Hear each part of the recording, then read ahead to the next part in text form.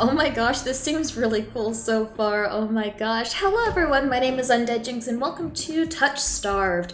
This is another visual romance novel horror game vibe. Disclaimer, streamers and content creators should turn music volume to 0 in order to disable copyrighted music. Oh, okay, I see, I got you. I was about to say volume, music volume. Got it. This is a demo of the touchstarved prologue and not the finished product, thank you.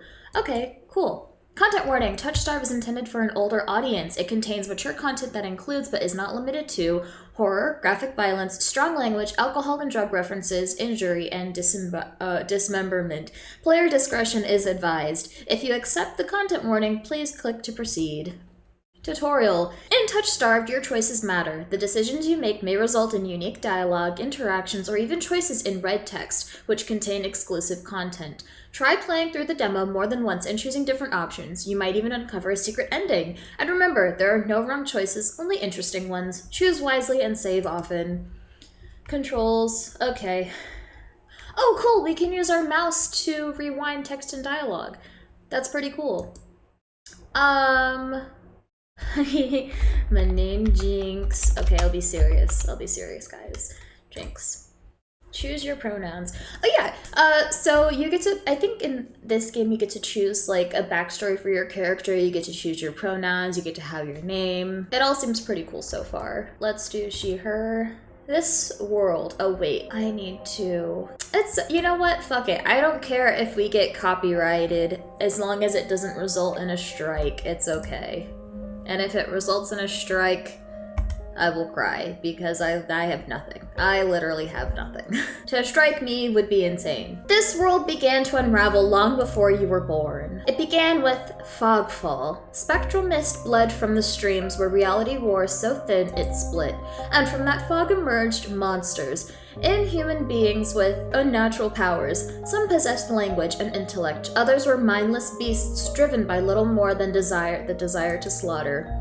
As cities fell and unrest spread, humans united in their fear while monsters thrived in the chaos. And then there's you. You're not even sure if you're human. You're born cursed, with hands that alter the minds of anyone you touch. Choose your backstory.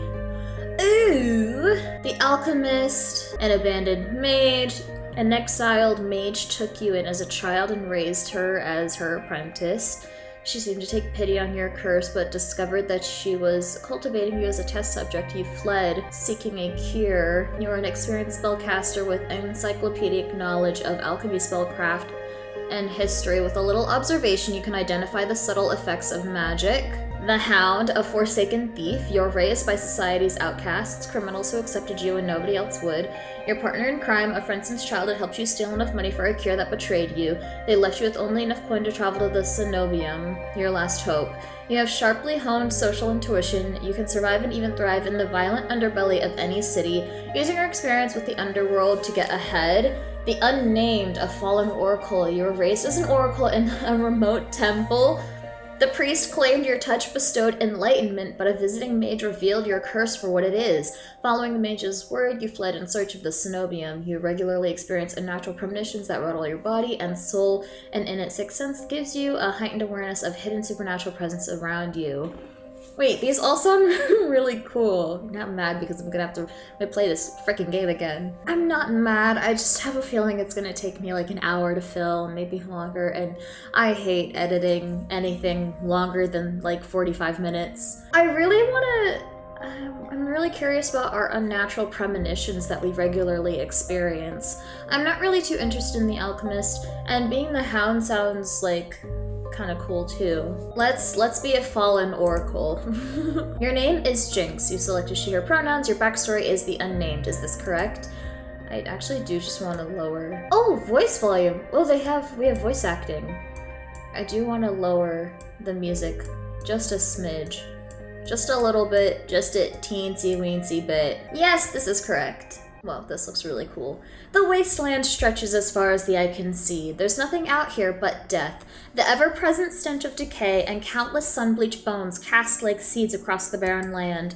I could say death doesn't scare me, but to tell you the truth, I'm desperate. It's been 2 weeks since I joined a caravan bound across the wastes. Finding a group that would accept me was a trial in itself. As rations grew sparse and my canteen ran dry, I began to despair. But then I saw it. The city. Cenobium, I think it was. Oh, Iridia, the city of knowledge. One of the last bastions. Please, guys. Complicated words. One of the last bastions of humanity left in the world and home to the famous academy called the Cenobium. So it's an academy. Iridia is a really cool name. And now I'm gonna name everything and their mother Iridia.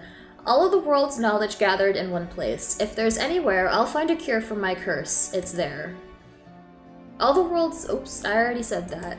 All that stands between me and a curse is a final stretch of salt-soaked wastes. Or so I think, until I see the first tendrils of fog snaking beneath the wagon. Hushed voice. Is this fogfall? My stomach sinks at the very whisper of it. A silent storm more devastating than fire. Dangerous in cities, but a death sentence beyond them. A thick blanket of fog engulfs us, smothering out the lantern's light. The wagon lurches to a stop. An eerie silence, heavy as the mist falls over us. The only warning we get is a strangled scream. Oh, never mind. Maybe we don't get any voice acting. Unless it's specific people, not just everything. Stay back! No! The cry dissolves into wet gurgling. Ugh. Then, the wagon violently pitches to the side. I hit the ground hard, the air punched from my lungs. When I open my eyes, adrenaline lends sudden, awful clarity to the carnage around me. A trader I once shared bread with lies face down in the mud, their back reduced to long strings of torn muscle, gleaming gristle and exposed bone. Bodies litter the wasteland. I try to rise, but my ankle explodes with pain so blinding, white blooms across my vision. Only when my eyes adjust do I see the dark shape in front of me. Ooh. A soulless stoops over the twisted form of a carvaneer. I freeze, but it swivels its head. A dozen bulging eyes twitch in my direction and blink as one. Is that even how you say it? Caravaner? Caravaneer? Fuck, guys. The soulless lets out an ear-splitting shriek and runs at me. Oh shit.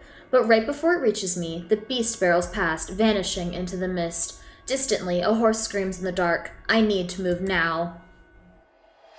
Ooh, head towards the wagon and run for the city. Fuck it, we run to the city. We're going.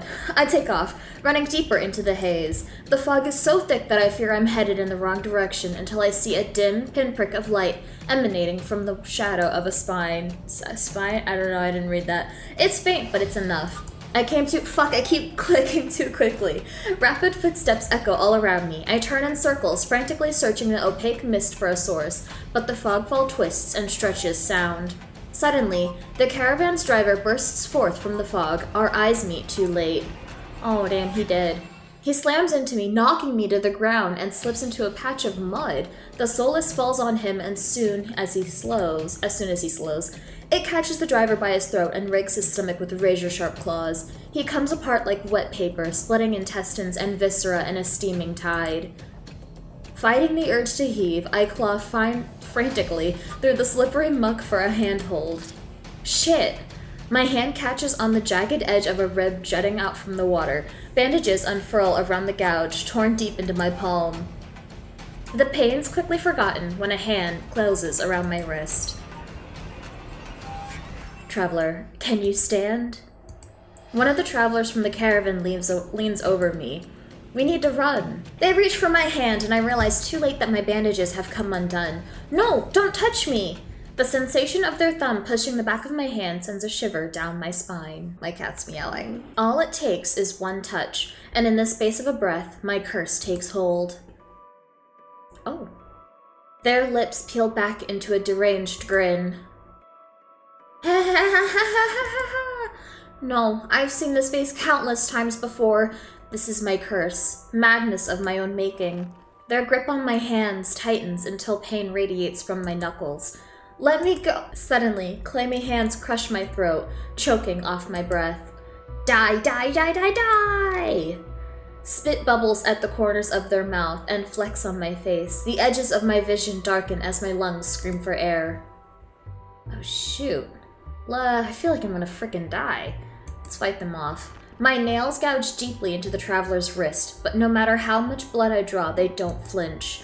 If we can't speak, though, how are we gonna call for help? The more I struggle, the tighter their grip grows. My pulse hammers in my ears, slowing with each thudding beat.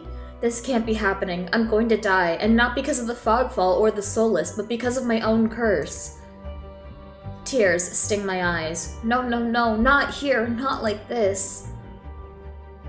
The hands drop from my neck, leaving me wheezing for air. My lungs burn with each ragged cough.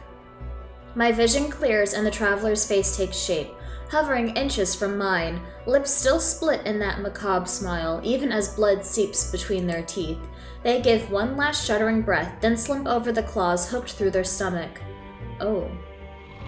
The soulless shoves the body aside, and the glowing eyes, studding its leathery skin thin as though grinning. There's a flash of claws, red spills across my vision.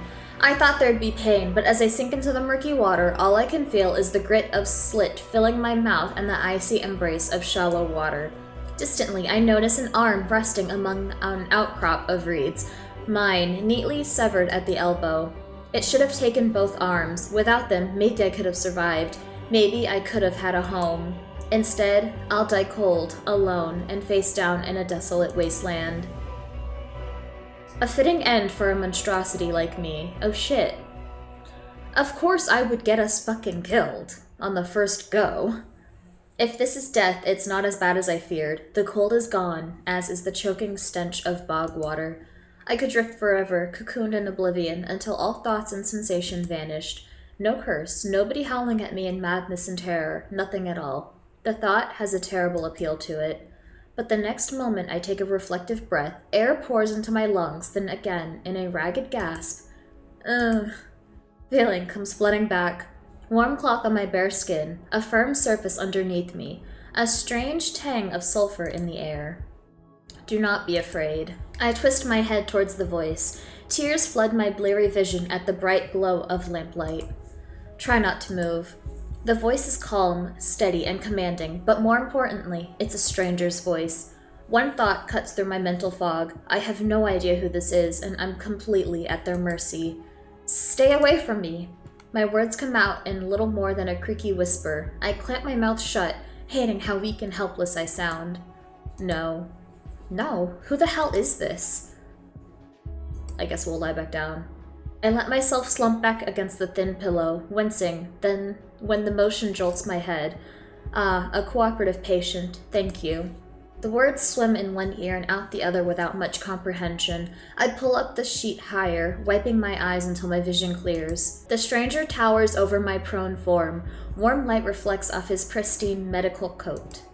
I instinctively shrink back, and that's when I notice that I'm completely naked, except for a thin linen sheet.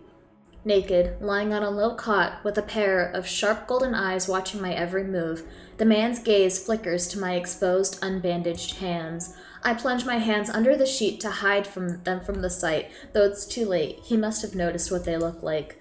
Strange, cursed, inhuman.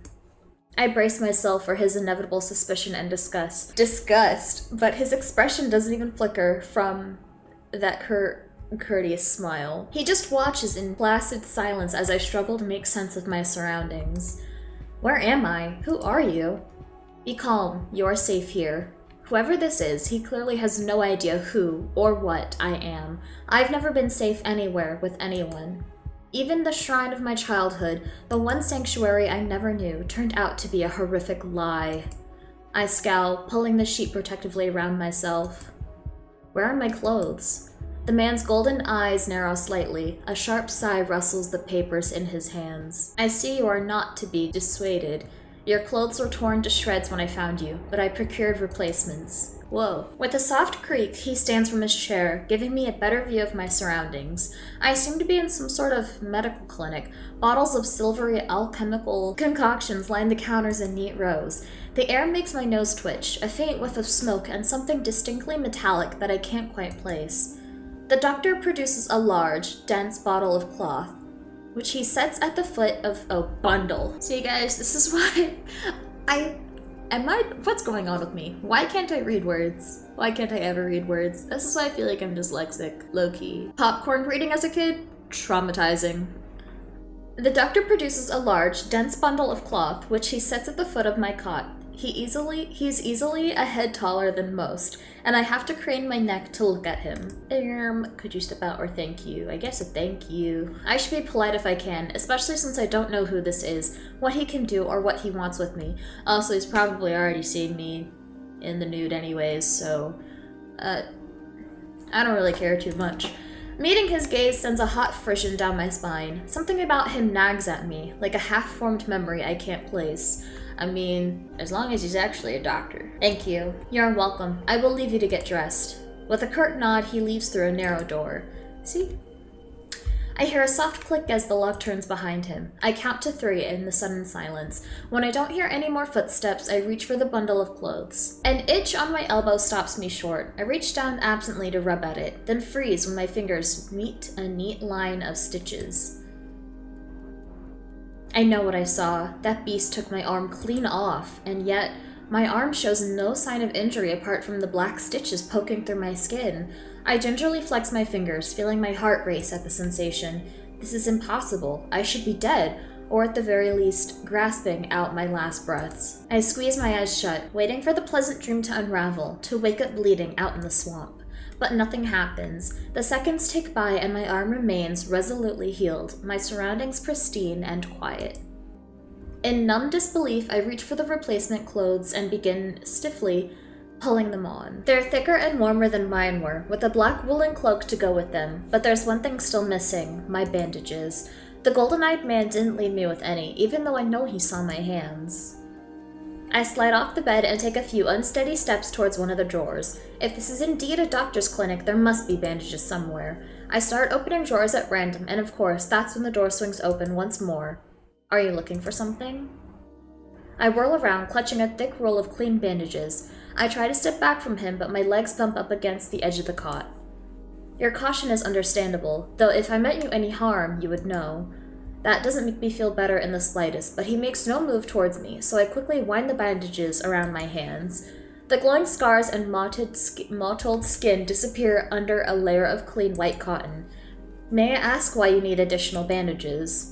I clench my jaw. I knew it would only be a matter of time before he asked about my hands, though the way he does it is strangely roundabout. Say nothing, glare at him, decline to answer. I guess I'm just gonna decline. Well, that's a very personal question, and I don't really want to answer. Is that so? Surely you realize I can only help if you tell me what ails you. An involuntary snort of laughter escapes me. Where would I even begin? Would he even believe me if I told him? No, best to keep my curse to myself now, and learn more about him first. Who are you? You may call me Kuros. And where exactly am I? Iridia, which I assume was your caravan's destination. I can think of nowhere else for a group of travelers to go. Iridia, so I made it to the City of Knowledge after all. I should feel relieved, but all I can manage is a vague sense of increasing unease. How did I end up here? I brought you to my clinic, of course. You were the only survivor from the caravan, barely clinging to life. You needed immediate treatment. Which you provided? Yes. He says it so simply, as if I'm a small child and he's explaining basic addition to me. I frown and flex the fingers on my recently healed arm. Aside from being a bit stiff, it feels fine, thoroughly attached to me. So you're saying that you stitched my arm back on? Pardon? A Solus attacked the caravan. It ripped everyone to shreds. It tore my arm clean off. But when I woke up here, I trail off, bewildered. I've never heard of any magic that could heal a mortal wound like that. What kind of a person could do such a thing? The doctor, Kuros, pinches the bridge of his nose. He sits back down in his chair, quiet for a long time. I do not know where you come from, but Iridia is the City of Knowledge, and deadly secrets alike. Information is power, and it is most unwise to give or receive it freely. Since you have refused to divulge your secrets, I will not divulge mine. I do not even know your name. You are new to Iridia, so I will overlook the specific breach of etiquette. However, you should not expect others to extend the same courtesy. Do you understand? He looks pointedly at my freshly bandaged hands. Loath though I am to admit it, he has a point. I'm also a complete stranger to him, and if he's telling the truth, he saved my life. I take a deep, steadying breath. This time when I speak, I sound a bit more like myself. Jinx. My name is Jinx. It is a pleasure to meet you, Jinx. There's a little more warmth in his smile, his polite demeanor back in an instant. Thank you for saving me. I change a smile in return. Even if he won't explain how he did the impossible, there's no doubt in my mind that I'd be dead if not for Curus. Think nothing of it. I'm not sure if he's just being excessively courteous, but his words only raise more urgent questions. But I have to ask, why did you save me? You don't know me. The question seems to startle Curus. I could hardly leave you to die in the wastes. Assisting those in need is the very essence of a doctor's duty. I've never met a doctor who also handed out free clothes. I have. My fingers find the edge of the cloak. There's a subtle but delicately embroidered pattern around the hem. I try not to think about what kind of price Curus might ask for such well-made clothes. Although to be fair, I'm pretty sure the clothes I got were like straight from Walmart. No, I suppose not. Forgive my presumption. I rarely come across so fascinating a patient. I blink. What did he just say? I simply meant that few would cling to life so resolutely, or brave such a perilous journey to Iridia. I could not help being curious about you, Jinx. His voice dips to a soft murmur, and he abruptly looks away from me. I don't know. You're pretty curious yourself. Am I? Well, I haven't forgotten about my arm. I wiggle my intact fingers at him. Clearly not, but you haven't asked me for any payment either. I require none from you. Travelers do not have an abundance of coin, and it would be unethical to leave you destitute in a strange place. I fall silent, unsure what to say to that. Nobody would help a whore like me for free. There has to be some kind of catch or trick, right? A loud knock at the front door stops our conversation cold and spares me from having to say anything else. Duty calls. Unfortunately, you are not my only patient today. The knocking grows more insistent, and Curus lets out a tired sigh. Please wait your turn. Though he says it quietly, the clamor on the other side of the door abruptly stops. Do you need anything before you leave, Jinx? Oh. Before the Solus attack and my miraculous survival, I had almost forgotten why I came to Iridia in the first place. I need directions to the cenobium. The cenobium? The look on his face is downright chilling. He pauses, chooses his words with cold deliberation when he speaks again. Whatever you seek, it is very unlikely you will find it there. The cenobium's gates are open for precious few visitors. Even if they did, you would not like what you found inside. My heart sinks. Is he saying that I came all this way for nothing? Risked life and limb for nothing? No, that can't be. I've only just arrived, and Iridia is the largest city still standing. There has to be a cure for me here. Then if not the cenobium, where would you suggest? Do you know anyone else in Iridia? I shake my head. Then I suggest a local guide. Head to the West Wick. Ask for... Leander. Excuse me? The wet what? The Wet Wick? He sounds deeply unamused. Follow the postings advertising Leander's bloodhounds. They are difficult to miss. When you meet Leander, tell him I sent you. Is it Leander or is it Leander? Maybe Leander. That isn't much to go on, but Curus points towards the clinic's back door. You will be safe so long as you do not draw attention to yourself. That's easier said than done. I've always been a magnet for the worst sort of attention. If you require my assistance, you may return whenever you wish. Though he's smiling, there's a note of finality in his tone. Resigned to my dismissal, I slip out the back door. I found myself standing in a narrow and rather gloomy alley. I pull the new cloak up over my nose, stepping over the contents of chamber pots that have been emptied into the streets. Something weighs heavily inside one of the cloak's pockets. My coin purse. Everything's still inside. Every last coin I'd scraped together for the journey to Iridia. It doesn't look like it was opened. There are so few coins to begin with, they probably weren't worth stealing.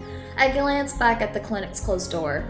Curus didn't take any payment. He didn't even ask for a future favor. But he also said that in Iridia, secrets are power. Does he expect me to give up mine at some point? That's not exactly a comforting thought. Still, no matter what he did, Curus gave me a second chance and a lead on where I might find help. I'd better get going, before he changes his mind. I squeeze out of the alley and into a crowded main street. The line outside Curus's clinic stretches down the road already. Two thin peddlers queue alongside weathered elders. If any place is in desperate need of a free clinic, it's this one. The cobblestones are treacherously rough under my feet. deep grooves worn between them by regular flooding and decades of hard use. I knew Iridia was a river city, but I didn't expect it to look so eroded. The buildings are tired and dilapidated, all crammed together in narrow streets. And there's something else, a change in the air like the shift in pressure before a storm. Oh, a charge in the air. It's subtle, little more than a faint, persistent thrumming, but I can't seem to shake it. A child darts by, clutching something greasy wrapped in paper. The smell of fried food drills over to me. My stomach gives a faint gurgle. This morning's catch. Fried up, hot and fresh. Not too many eyeballs today. Ew, is he talking about the thingy with the million eyes? That sounds disgusting, but I'm starving, so I duck my head under the stall's grubbly awning. A large fish leers up at me, its 3 bulging eyes still visible through the thick layer of crispy batter. The vendor gives me a gap-toothed grin. What's the cheapest thing you've got? The vendor points to a metal basket of what looks like long strips of savory fried dough. Fresh lung, lads, 3 copper apiece. Don't burn your mouth. I take the coins out, counting them gingerly. At this rate, I might not even be able to afford dinner. Reluctantly, I drop the payment onto the counter and take my meal. 2 streets later, I pass under a wrought iron archway adorned with dangling garlands of red and pink lilies. The buildings in this quarter are a dazzling riot of color, painted walls and tinted glass everywhere I look. Sheer red and pink curtains flutter in open doorways. Musical voices call out invitingly. Incense mingles with the pungent scent of flowers, barely covering the salt and musk of warm bodies. This must be Iridia's entertainment district. I'm polishing off my food and dusting the crumbs from my hands when I spot a poster. It features the silhouette of a smiling man wearing a single dagger, like an earring, and the word Bloodhounds printed above his head. A motto, as above so below, circles the artwork. If Leander is the Leander of the Bloodhounds, then the face printed on the poster is likely his. I follow the line of identical posters around the corner and nearly hit my head on a precariously dangling wooden sign. Looking up, faded orange letters read, The Wet Wick. The facade of the building looks like it's seen better days, but I hear faint music and laughter coming from inside. The inside of the bar is a far cry from the abandoned exterior. It's not even midday, yet most of the tables and booths are occupied by a loose assembly of people in matching green cloaks. Bustling bars are not something I'm used to, but I steel myself with a deep breath before pushing forward. A cursory glance doesn't turn up anyone with a dagger-shaped earring. I'm about to head towards the counter when a chant rises from the center of the room. Show, show, show, show. The remaining green cloaks abandon the bar and their booths to rush towards the center of the room in a sudden torrent. There's no time to move out of the way. I'm caught, swept along in the ale-stenched current. Hey! Rhythmic chanting drowns out my voice. I thrash, throwing out my elbows as the press of bodies grows heavier. My hip knocks into a table. I grip it, holding on tight to steady myself, but the crowd has stilled. The chanting stopped. A pair of gilded boots stride across the tabletop. Seriously, you dogs. Again? Scattered laughter and cheers rise from the audience. I drag my eyes upward. It's the thingy! A well-dressed man stands on the table in front of me, his broad shoulders framed by the thick lapels of a trench coat. This really is the last time, all right? This time when he speaks, the audience falls silent as though bewitched by his magnetic presence or rich, low voice. But nothing is as captivating as his smile. He beams at the crowd around him, a performer on his makeshift stage. Don't blink, or you'll miss it. He laughs, and the dagger-shaped earring dangling from his left ear catches the light in a flash of gold. It would have seemed I've found Leander. He raises his hand above the audience and snaps. A flash of pale green light, real magic, no ordinary stage trick, blinds me. Ooh, that's pretty cool. Oh, flowers! As the brilliance ebbs, my gaze refocuses on the magic towering above me. He flicks his wrist, and the magic spiraling around him coalesces. A delicate flower stem sprouts from between his pinched fingers. One by one, glowing lily petals spring forth. With a flourish, the mage presents the conjured flowers. The audience bursts into clapping and cheers. A genuine magic show was the last thing I expected from a place called the Wet Wick. Leander plucks the iridescent bouquet out of the air and turns in a slow circle, giving his audience a good look. Now, who could use some good luck?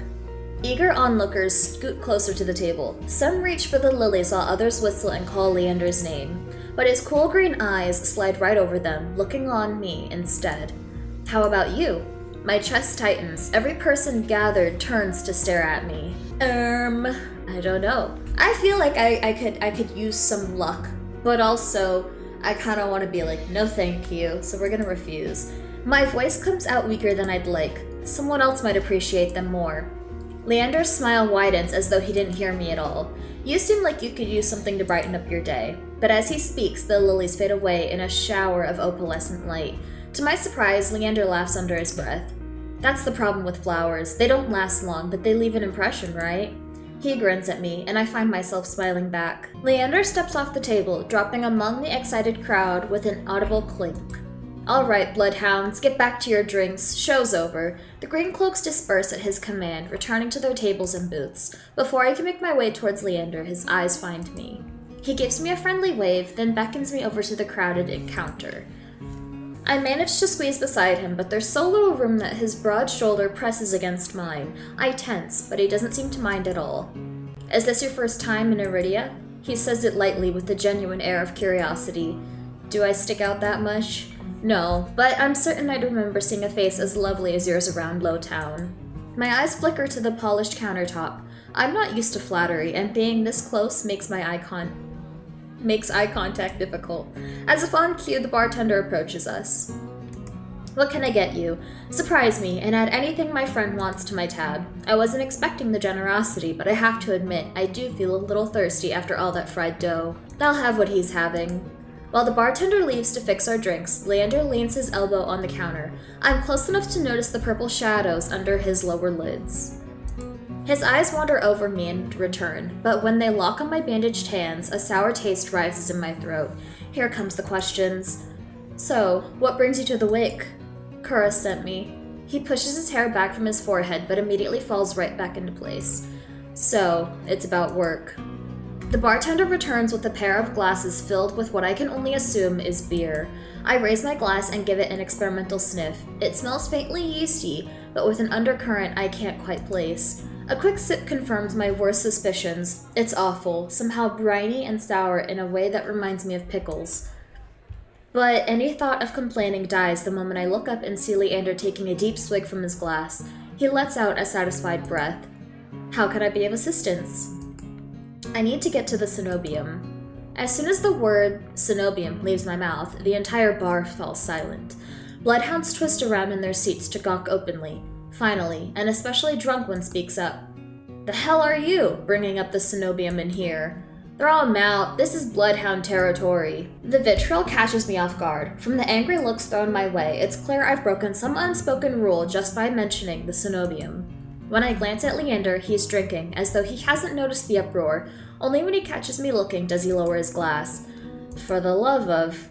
He drags a hand down his face. Hey, keep it down, will you? This is business. I tense, expecting an argument, but the outspoken bloodhounds silently return to their drinks. Only a handful continue to watch me warily.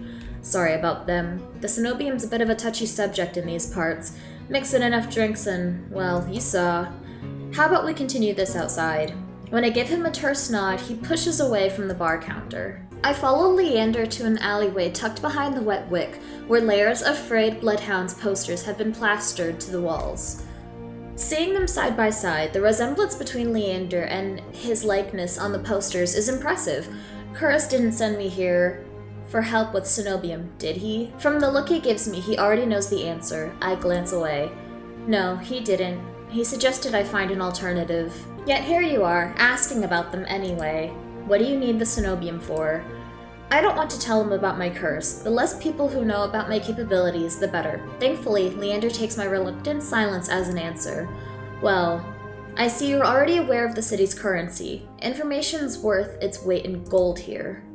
Curse told you the truth. The cenobium's dangerous. Get on their bad side and they'll imprison you if they're lucky, or torture you if you're not. But the cenobium's supposed to be a place of learning, a sanctuary.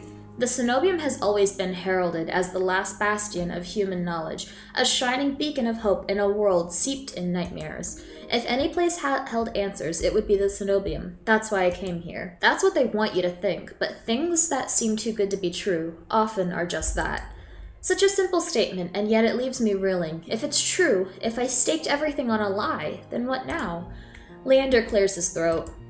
But as I always say, there's solutions to every problem and alternatives to every solution. He claps his hands and turns to me with a brilliant smile. That's why Kuros pointed you to the Bloodhounds. Let us help you. Whether it's hunting soulless, finding people, or recovering stolen valuables, we can do it all, and free of charge. I'm shaking my head before he's even finished his practice speech. My patience is wearing dangerously thin. Listen, I appreciate the offer, but my problem can't be solved by a group of good Samaritans. To my chagrin, Leander nods slowly. Then your problem must be fairly serious. And if the cenobium's your first choice, you're searching for a magical solution, aren't you? When my eyes widen, he nods along, as though he suspected all along. I'd be happy to help you out. That is, if you'll tell me what ails you. Leander might not work for the cenobium, but he is a mage, and a powerful one at that if his demonstration earlier is any indication. I'm silent, plagued by indecision. I don't know if I can trust him, but it's not like I have any alternatives. I hate to admit it, but this could be my only path forward. My confession comes out in a pained whisper. I'm cursed. Cursed? Oh, now I'm very curious. What kind of curse? Something ancestral or more recent? He looks me up and down, taking in my face, my eyes, and finally, my hands. It's your hands, isn't it? I wait until I'm certain my voice will remain steady before answering. My touch is dangerous. It changes people, hurts them. Before I've even finished, Leander begins taking his gloves off. He tugs his left hand free and flexes his fingers. Let's see it. He offers me his hand and a prismatic flush of magic ripples across his palm, but I'm already shrinking backwards. I can't. I don't care how confident Leander is. I can't bring myself to hurt him, to see his kind face twist into a mask of madness. Believe me, this isn't an ordinary curse. I'll be fine. Perhaps where you come from, your affliction was strange and one of a kind. But spend a year in this city, you'll see 1,000 curses and thrice as many cures. Do you really think Kuros would send you here if I couldn't handle it? How should I know? I only met him today. I'm as good as any mage in the cenobium. Better, even. If they can help, so can I. You don't know what you're asking me. I'm asking you to trust me. I look from Leander's outstretched hand to his confident smile. Then, with a short breath, I begin unwinding the bandages from my hand. Fine, but if you lose control, don't say I didn't warn you. You can tie me up first if that makes you feel better. With each joint I expose, I grow more and more certain that this is a terrible idea. Ready when you are. If he's bothered by the way my hand looks, he doesn't show it. My fingers hover shakily over his palm. 3, 2, 1. Let's touch him. I tap his palm once as quickly as possible. It's barely more than a brush, but that's all it ever takes. When I look at his face, expecting to see the worst, Leander only grins. See? It can't be. This time, when I reach out to touch Leander's palm again, he catches my wrist before I can pull away. I told you, there's really nothing to worry about. He trails off when my thumb brushes the soft of his inner wrist. I search Leander's face for traces of madness, but his eyes remain a clear, soft green. Color rises in his cheeks, but he remains still, except for the subtle bobbing of his throat. Neither of us speak as I trace the contours of Leander's palm, lost in an awareness I wasn't prepared for. I've been with other people, kissed them, been embraced by them, and more, but not like this. My fingers, long deprived by years of bandaging, pick up every single detail, the grooves of his palm, the smooth shell of his nails, the pulse of his heart. For as long as I've lived, I've never been able to hold someone's hand, not without dire consequences. I never realized what I was missing until this moment. While Leander's pulse is steady, mine is hammering as fear gives way to excitement. Since it is close to Valentine's Day, we will touch him again, or we'll continue the shenanigans. My hand glides over Leander's wrist and up his forearm where smooth skin abruptly gives way to the raised scar by the edge of his sleeve. It matches the one that runs from his collar to his cheekbone. Could it be the same wound? I glance at Leander's face, and his lips part as he considers his words before speaking. Am I the first person you've been able to touch like this? My hand goes still on his arm. So far. I'll admit, your touch does make it somewhat difficult to stay level-headed, but not due to your power. He takes my hand. His soft green eyes flick to mine before he turns it to inspect the golden fissures crisscrossing my knuckles. Look, we match. He points at a golden pin on his coat collar, and I give him a small smile. Aw, that's so cute. I draw my hand back and take my steadying breath. My hand feels as though it's stuffed with cotton. Habit alone guides me through the motions of rewrapping my hand, although my fingers trembled too much for the bandages to lie flat. I can't believe that worked. May I ask your name? I'm Jinx. You were right to hide this from me, Jinx. That curse of yours, it's unlike anything I've ever dealt with. I can tell you're discreet, but you'd best not go showing that off to anyone else. I didn't plan on it. Are you staying in Lowtown? I paused. Room and board was something I hadn't yet considered. I don't know. Let's get you properly settled then. The Wetwick is noticeably quieter. Without their leader, most of the bloodhounds have disappeared, or in a few cases fallen asleep beside their drinks. Got any rooms left, or did my lot grab them all to sleep it off? The bartender, who I now realize doubles as an innkeeper, slides a key onto the counter. You know I always keep the corner room open for your escapades. Leander's laugh sounds slightly strained, and I always appreciate it, but you're mistaken. This is just for my friend Jinx. Sure, stay as long as you like. You two have fun. Escapades, huh? Leander clears his throat, then holds the key out to me, but I hesitate. My coin purse barely holds enough for a day's worth of meals, let alone a room. How much do I owe you? Nothing. Bloodhound rates. My treat, since you shared your secret. Food, drink, a warm bed, anything you need. Carefully, I take the key from him. It's small, but it weighs heavy in my palm. I never expected to have a warm bed in Iridia, let alone free meals. Thank you. Go explore, Jinx. You'll find many roads in Iridia, each leading to different answers, but if you need a reprieve from what haunts you, come find me. Just be careful. I nod, taking one last look at the gleaming bronze key before tucking it into the pocket of my cloak for safekeeping. Leander gives me one last friendly wave before I depart. I know this is only supposed to be a demo, but I have literally been playing for an hour already. This is so long. Oh my goodness. And we've met 2 characters, so I can assume that this will take me approximately like 2 more additional hours. Oh my gosh, I just noticed it. And on itchio, it literally says there's like 16 plus hours of gameplay, and there are 15 plus endings. Fascinating. I don't think I'm going to be able to finish this game. I just don't have the time. And I know it was meant to be replayed over and over again, but yeah, I think this might take me too long to finish. So I'm gonna save it here for now, guys. Thank you so much for watching. A link to this game will be in the description below. I hope you all enjoy. Keep an eye out for part 2 and or maybe part 3. We'll see how it goes. But I will see you in the next video. Have a good one, guys. Bye-bye.